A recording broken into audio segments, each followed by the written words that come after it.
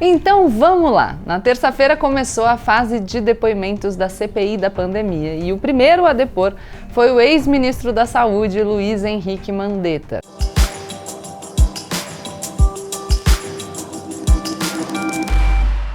Olá pessoal, como eu sempre digo, a partir de agora, menos emoção e mais razão. Aproveita, se inscreve no canal, deixa seu like e compartilha esse vídeo com seus amigos. Antes de começar a falar sobre o espetáculo da CPI, eu quero conversar com vocês sobre o meu Clube do Livro. As inscrições para o Clube do Livro 2021 estão abertas e no vídeo de terça-feira eu falei um pouco sobre como é importante a gente ampliar o nosso repertório para poder discutir política, que pode parecer um assunto simples pelo discurso dos populistas, mas é na verdade um assunto muito complexo. Então o Clube do Livro é a chance que a gente tem de desenvolver debates mais profundos a partir de uma leitura prévia. A gente vai ler história, a gente vai falar de política também, a gente vai ler filosofia, a gente vai tratar sobre relacionamentos humanos. É uma experiência muito legal, eu tenho certeza que vocês vão adorar. A gente consegue discutir os assuntos aqui no YouTube, mas sempre tem uma restrição de tempo, sempre tem uma restrição de base para discussão, né? Porque a gente não parte do estudo. Então lá no Clube do Livro a gente consegue levar essas discussões além. Vou deixar aqui o link para vocês e vou gostar de encontrá-los também por lá. Então vamos lá! Na terça-feira começou a fase de depoimentos da CPI da pandemia e o primeiro a depor foi o ex-ministro da Saúde, Luiz Henrique Mandetta. Vocês devem se lembrar, o Mandetta foi o primeiro ministro da Saúde que a gente teve durante a pandemia, mas não foi o último, aliás, estava longe de ser o último. Ele foi demitido lá no comecinho dessa confusão que virou a nossa vida, em 16 de abril do ano passado, de 2020, e foi demitido por vários motivos, dentre eles porque ele se recusou a recomendar o uso da hidroxicloroquina, a obsessão do Bolsonaro, como tratamento precoce de Covid e porque ele não apoiava o chamado isolamento vertical, que era uma teoria dominante no governo, aquela ideia de que apenas os grupos de risco deveriam se isolar e o resto da população podia continuar a vida normalmente. Hoje, no meio da nossa tristeza pela morte do queridíssimo Paulo Gustavo e de tantos outros brasileiros que morrem por uma doença para a qual tem vacina, como pontuou a Renata Lopretti, mas que não teve vacina para eles. Enfim, no meio desse dia, a ideia de que você ser jovem ou não ter doenças pré-existentes pudesse ser um passe livre da Covid é uma piada de mau gosto. Se protejam, galera, cuidem dos seus e cuidem dos outros. Mas voltando para o nosso tema do vídeo, além de tudo, o Mandetta tinha um enorme defeito na cabeça do presidente Bolsonaro de estar se tornando uma figura popular. A gente sabe que o ego do presidente é bastante frágil. Desde que saiu do governo, o ex-ministro Mandetta vem sendo um crítico da gestão do governo federal, a gestão que o governo fez da pandemia, e tem feito isso de maneira bem pública. Então a gente já sabia mais ou menos o que ele ia dizer. Mesmo assim, foram 7 horas de depoimento descrevendo o começo da gestão negacionista e omissa do presidente Bolsonaro. Eu quero ressaltar para vocês alguns pontos que eu considero importantes do discurso do Luiz Henrique Mandetta.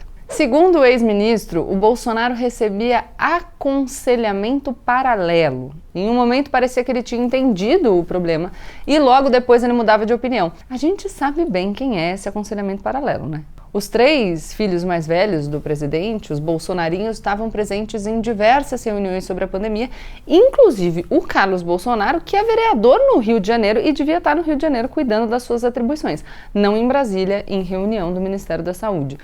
Mas talvez a maior novidade que o ministro contou foi que em uma reunião foi apresentado um rascunho de um decreto presidencial que determinava à Anvisa que incluísse a indicação de Covid na bula de remédio da cloroquina. A agência teria se negado. Essa reunião teve várias testemunhas e eu sinceramente espero que elas sejam ouvidas. O Mandetta não é bobo e colocou as suas posições numa carta que ele entregou ao presidente na época, mas foi ignorado. O que me chamou mais atenção na audiência de ontem? O que me chamou mais atenção é que nada nos surpreendeu. A gente já sabia de tudo o que o ministro Mandetta falou, ou quase tudo. O Bolsonaro comete grande parte dos seus absurdos em público. E aí eu fico pensando aqui no objetivo dessa CPI. Eu já comentei com vocês que talvez a CPI seja o caminho mais fácil de uma acomodação possível, ela é mais fácil de controlar que um impeachment, por exemplo.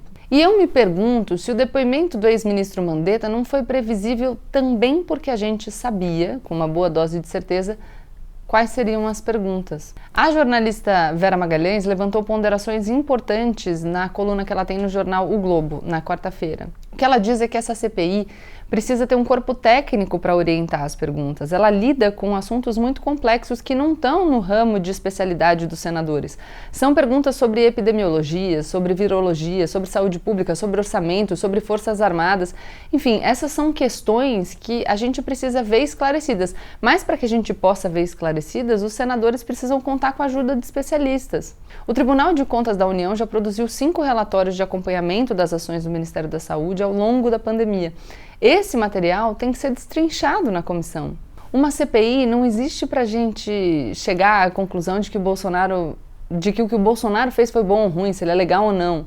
O que a gente precisa é apurar alguma responsabilidade com conhecimento técnico que ajude a construir um panorama claro do que aconteceu e assim servir de base para as devidas responsabilizações. Se não, vai virar uma guerra de narrativas.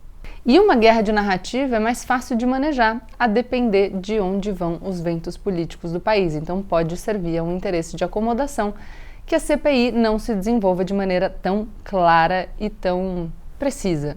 O primeiro depoimento também foi previsível porque a gente não pode esquecer que o Luiz Henrique Mandetta é um político veterano. Ele foi deputado federal por 8 anos antes de ser ministro da Saúde, ou seja, ali não tem amador.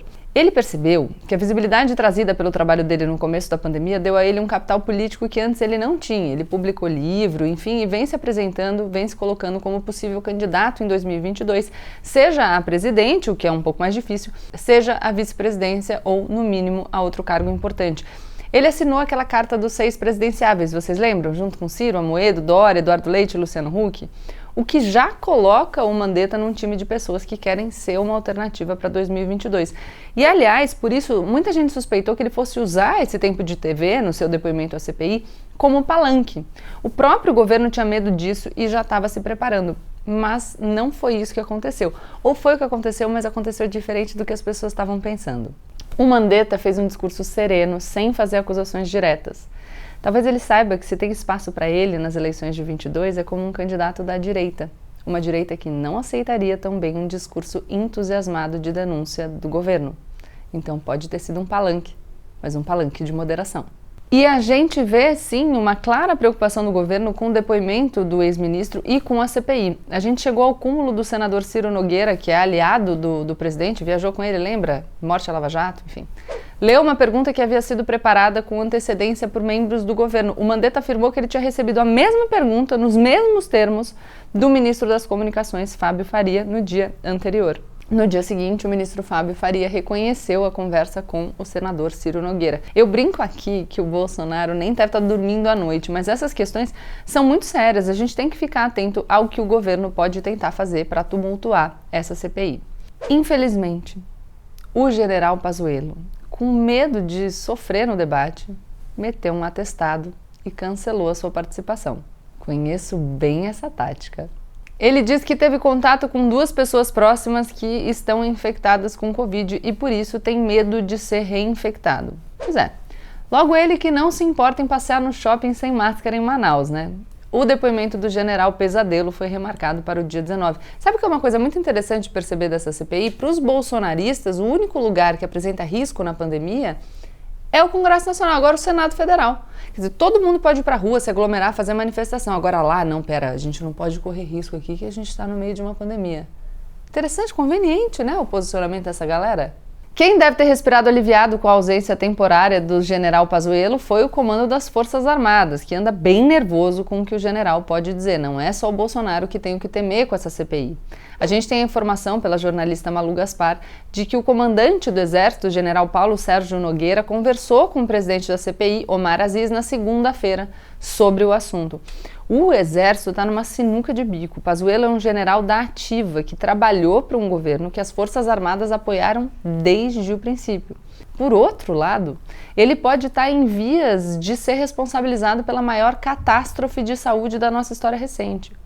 Então, as Forças Armadas precisam fazer um jogo duplo. Ao mesmo tempo que tentam controlar o depoimento do Pazuello, não conseguem se livrar da associação com o Bolsonaro. Às vezes, esse jogo é feito com sucesso, como aconteceu com a demissão do ex-ministro da Defesa, Fernando Azevedo, e a troca dos comandantes das 3 forças. Eu falei na época que foi um movimento inteligente e que as Forças Armadas conseguiram cavar, inclusive um editorial elogioso da Folha de São Paulo, dizendo que eles eram a última barreira na defesa do Estado Democrático de Direito. Logo, as Forças Armadas que estavam amarradas até o pescoço com o Bolsonaro e essa gestão catastrófica. Mas agora vamos ver como acontece. Repito, Bolsonaro conseguiu amarrar as Forças Armadas no seu governo com um abraço de afogado bem apertadinho. Colocou militares em todos os escalões de poder para ter certeza de que para onde ele fosse, os militares teriam que ir junto. A gente tem um vídeo antigo aqui no canal sobre isso, no qual eu falo sobre o Bolsonaro colocar o general Mourão lá no Conselho da Amazônia, uma matéria super sensível e delicada para o Brasil, inclusive com repercussão internacional, e também colocar um militar da ativa na gestão do Ministério da Saúde, na liderança do Ministério da Saúde, além de determinar a produção de cloroquina pelo laboratório do Exército. Ou seja, pegou as Forças Armadas e fez assim: se eu afundar, amigos, vocês vão comigo. Mas o problema é que parece que o Pazuello descobriu o óbvio, né? Que ele é o bode expiatório mais fácil para essa crise. Que para se salvar, o Bolsonaro pode escolher entregar o general. Com medo de ser preso, o general Pazuello vira um ator muito mais imprevisível, muito mais difícil de controlar. Mas é isso. A gente está só no começo dessa novela e precisa acompanhar para ver o que vai acontecer. Espero que vocês tenham gostado, deixa aqui seu like, se inscreve no canal e compartilha esse vídeo com seus amigos. E não esquece de clicar no link aqui embaixo para você conhecer um pouco mais do Clube do Livro e quem sabe decidir participar com a gente. Tchau, tchau!